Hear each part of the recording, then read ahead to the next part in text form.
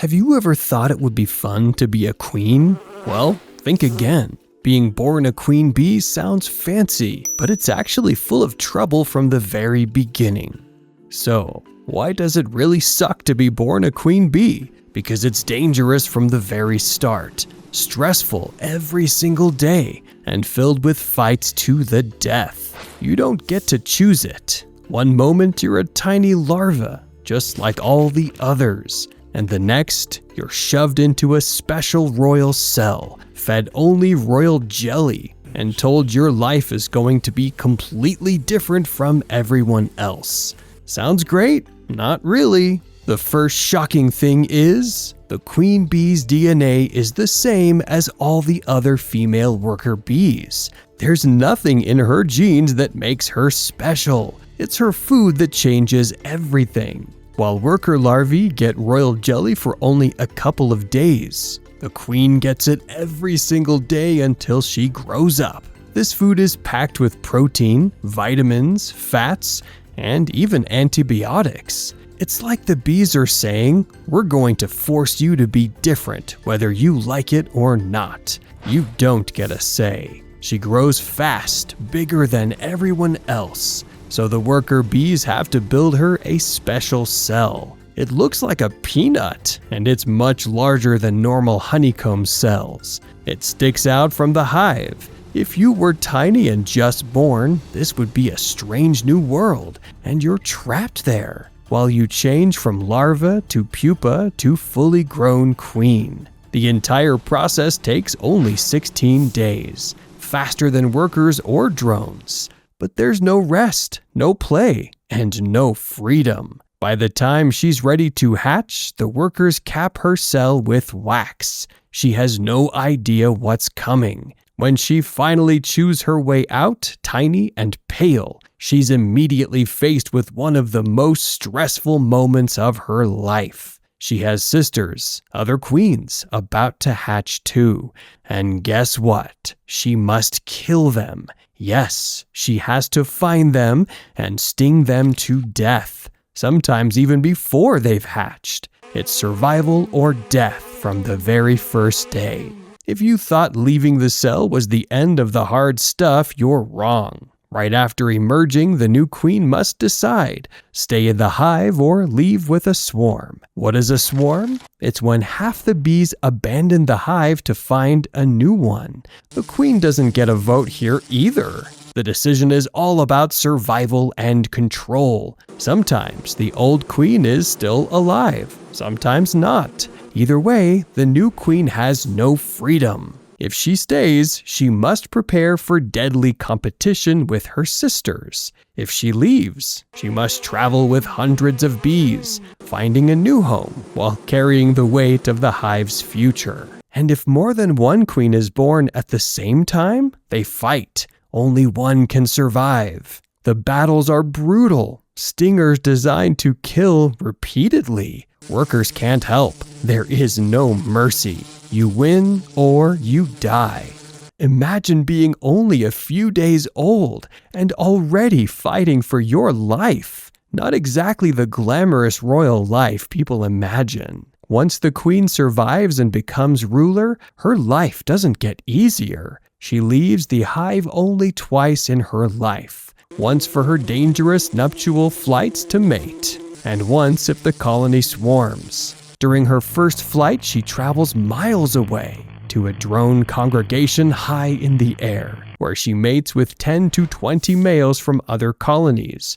She collects all the sperm she'll ever need, storing it in a special organ called the spermatheca, enough to fertilize millions of eggs for the rest of her life.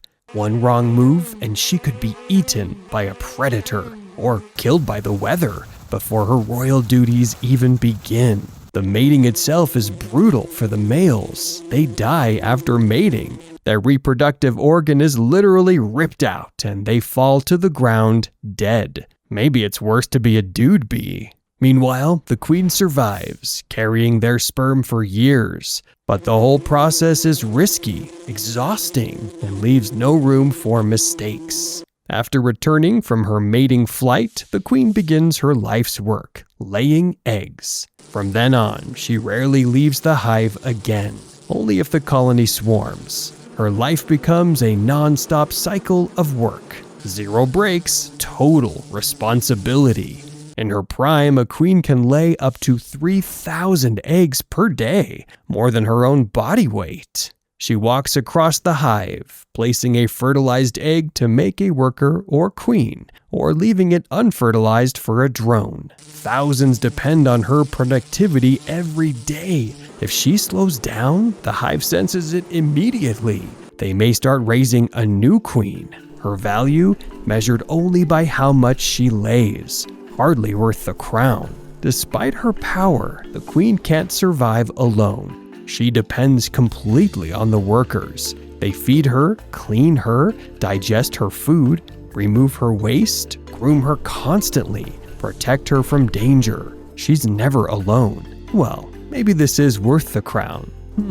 While it may sound comforting, it's actually total control. Every move, every meal, every breath monitored. She cannot escape.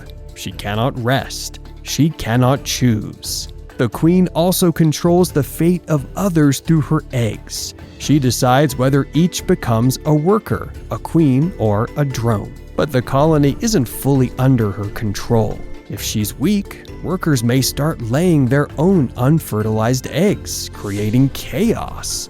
She must maintain dominance, always aware of her pheromones, her output, her status. Her life is constant stress, every action tied to the survival of thousands. Even her special diet can't save her. She may live 3 to 5 years, but that's small comfort.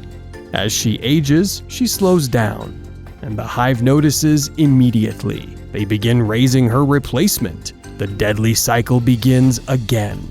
Her royal life? A countdown. Every day, work, pressure, and the knowledge that her reign is temporary. Her stinger gives her some power. Unlike worker bees, hers is smooth. She can use it repeatedly, but she rarely does, only against other queens.